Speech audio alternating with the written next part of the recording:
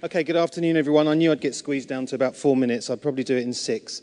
My name's Arjo Ghosh. I'm the UK CEO of iCrossing. We're a full-service digital marketing agency in the UK, Germany, and the US. Bit of context, we have 540 employees, and we're independently owned.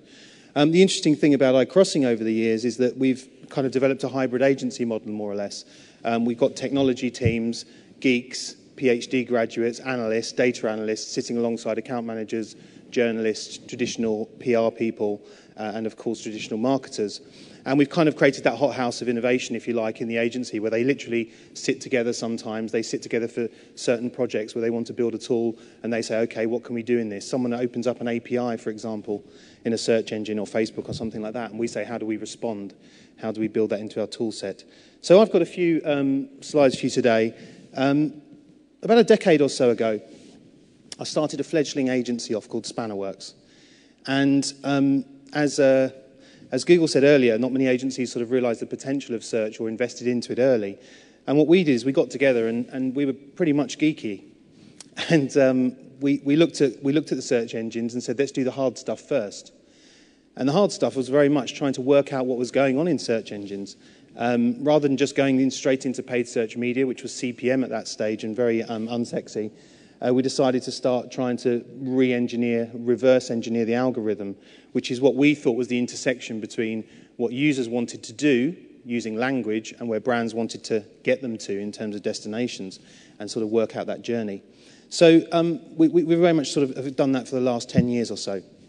In terms of our point of view, I think... wrong laptop. In terms of our point of view, well, let's first of all just step back and look at the internet very, very quickly. Last year, Google said we've got approximately 1 trillion pages now indexed. That's 12 zeros. I had to check last night over dinner, and I checked on Wikipedia twice to be sure. 12 zeros, that's a lot of zeros. The thing about a trillion pages is it's not a linear set of pages that are just linked to each other one-on-one in a big chain.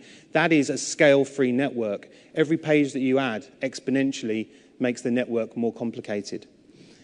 The other thing about a trillion pages is it is an insanely, almost unimaginably complex market that we have to then try and go market brands in. I mean, it's not surprising that 99% of most of our budget is now wasted. The only difference with how it used to be is we now know which 99% is being wasted, and that's also frustrating. So moving along from the sort of analytics debate, what do you do next? You've got all of this data, you've got analytics packages, you've got huge amounts of data coming from search engines.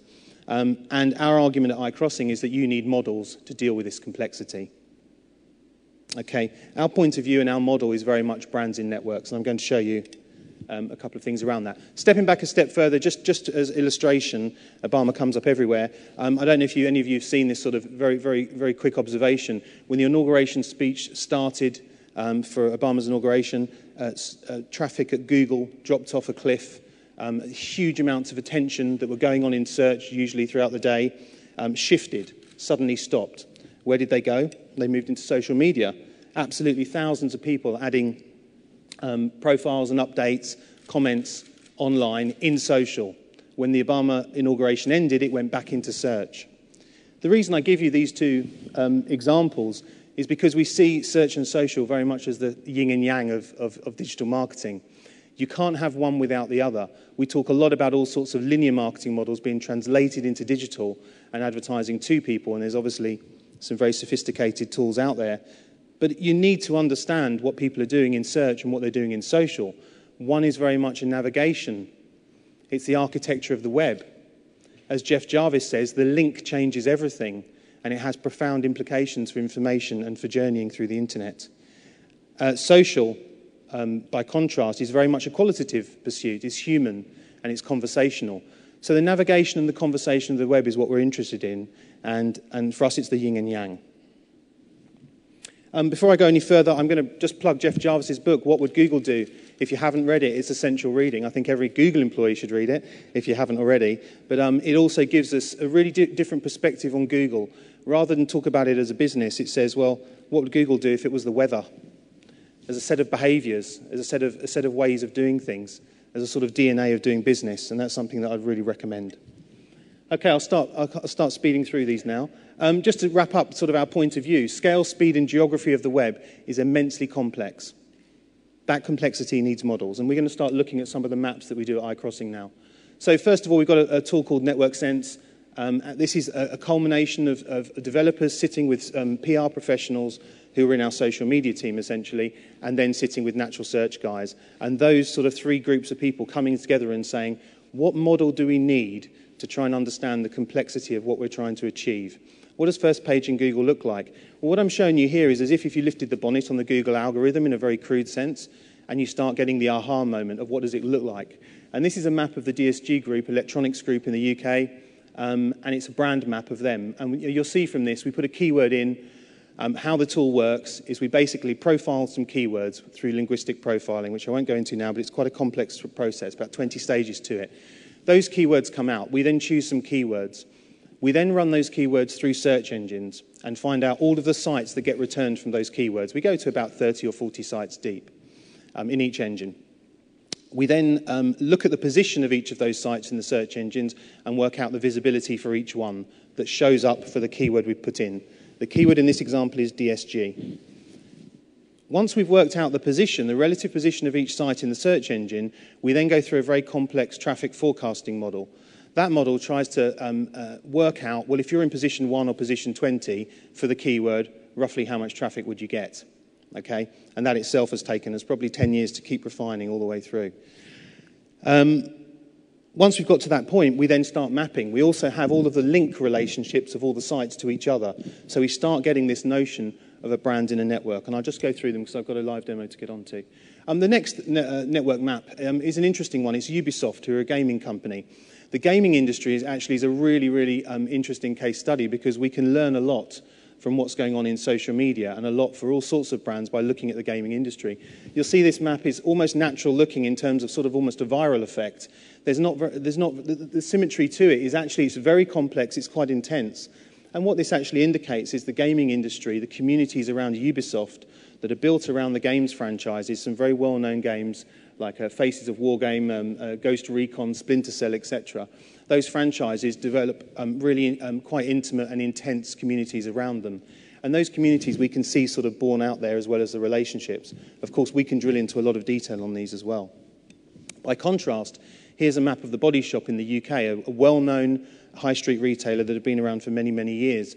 What was surprising when we ran this was that the Body Shop, being there for so many years, I mean at least 20 years, and being associated with ethical trading and many environmental issues, you'd expect a lot of sites to be related to a search for the Body Shop on the internet, but there aren't that many, which indicates that they haven't really developed a network online. Okay, I'm going to go now on to one second, I'll go on to live demo in a second. Just wrapping those three maps up, this is quite an interesting map where we took, instead of a brand term or just one keyword, we took a conversation. So we mapped an issue that Argos had, which was a really kind of PR comms issue, and we broke it down into all different types of media and started laying on, well, what does that conversation look like online at the moment, and how can we sort of categorize the different types of media where the conversation's showing up? What are the relationships between that? What do you need to respond to? How do you plan media in that context? So at this stage, we're starting to get to sort of a level of sophistication which is giving us a model of understanding, a model to get our heads around that 1 trillion pages, for example. Okay, so I'll move on to a live demo now, which... okay, we're on. So first of all, I've got 3 categories to quickly take you through. The first one is environment. Now, what we did here is we've gone and mapped the environment via a kind of proxy search term, which was Greenpeace, just as a sort of generic kind of interesting category to look at. We came back and decided to analyse 97 websites from our analysis, and there was around shade under 6 million unique users within that network. What that means is those 97 websites and the visibility in search engines and the search volumes would add up to around 6 million users, okay, if we distribute that across the network, which I'm about to show you. So the network's loading in at the moment, and what we have here, which is very different from the static map that I gave you, is we've got some maps that have a few layers to them. If I just switch off for a second, we can actually build the network up and say, okay, what are the sites where there were no mentions, but they ranked in search engines? Many, many sites rank for brand terms and rank for certain keywords, but there's no mentions of the brand or the keywords on the site. That was a much more sort of detailed and subtle discussion around Google's algorithm. Secondly, what are the neutral sites? And they are the majority. Now, at this moment in time, No one in digital should pretend we've got this sort of stuff cracked. Sentiment analysis is one of the most difficult areas online, and it will be, I think, very fascinating as the years unfold. At the moment, it's an inexact science, but certainly this is a good stab at it. We've got some sites that have positive sentiment, and we've got one site that has negative sentiment around Greenpeace. What I can do is I can hover over this map, have a look at Wikipedia, for example, drill down into Wikipedia, which is getting about 3 million of the traffic estimated with our tool. And then I can scroll through 159 mentions of Greenpeace on Wikipedia, and I can choose, if I like, to go down and drill down and have a look at one of those. So I'm going to click onto the adaptation to global warming in Australia on Wikipedia, just to check whether or not Greenpeace are actually mentioned there. Okay, and we see down the first line, down the bottom of the screen, it refers to Greenpeace. Okay, it's just a very quick example. Okay, just moving back to that map, we can also look at negative sentiment. I'm going to go to this site, Care2, which doesn't have a hell of a lot of traffic. It only has 3 mentions, but they're all negative. So the sentiment on there, Greenpeace sucks, do not support Greenpeace, etc. If you click on one of those, you can drill down to that as well and have a look at that. Now, sentiment analysis, people have been thinking, well, all this is about is crisis communications, brand protection, what happens, where's the next threat coming from, where's the next threat to my business or my brand. We think it's a lot more sophisticated than that, because if you're planning media in such a complex environment, you need to have a handle on where the influencing sites are. Many of these sites you won't ever be able to advertise with. You won't be able to. They may have AdSense on them if you're lucky. They may have some targeting, some targeted advertising. It's unlikely. Many of them won't have anything at all. So what will we do in a media world where you can't reach people through buying that attention? Okay, moving quickly on, the red lights are flashing, onto automotive. We've got 110 sites here, around 400,000 unique users a month in this network. What we've done here is we've taken the brand term Toyota, we've mixed it with the word hybrid, so it's sort of Toyota hybrid as the keyword, and we've asked the question of the system, well, what is the relationship between the brand Toyota and the notion of hybrid cars? Because obviously for Toyota that's a really big issue. There we get a different looking map. Again, Wikipedia are absolutely central to it.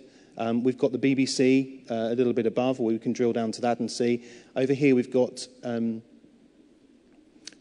green car site with 30 mentions. Again, we can drill down and have a look at that.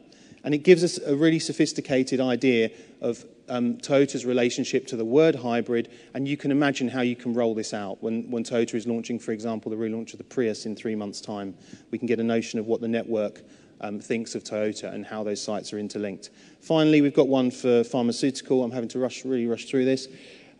Here we took the search term GSK, in GlaxoSmithKline.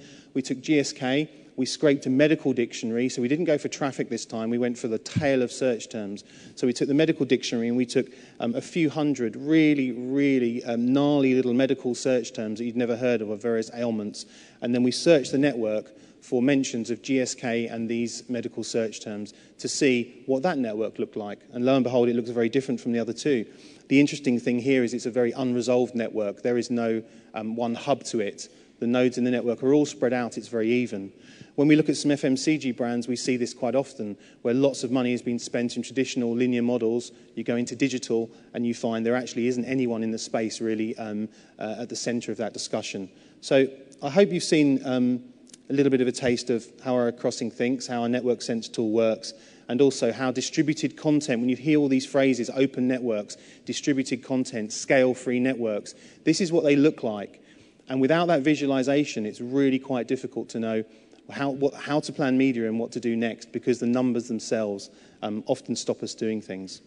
That's it from me. If you'd like to talk about any of that, I'll just pop that screen there. If you'd like to talk about any of those things, catch me later or drop me a line. If you want a map of your brand, of your sector, of a discussion, of a keyword, let me know and I'll do one for you. Thanks very much.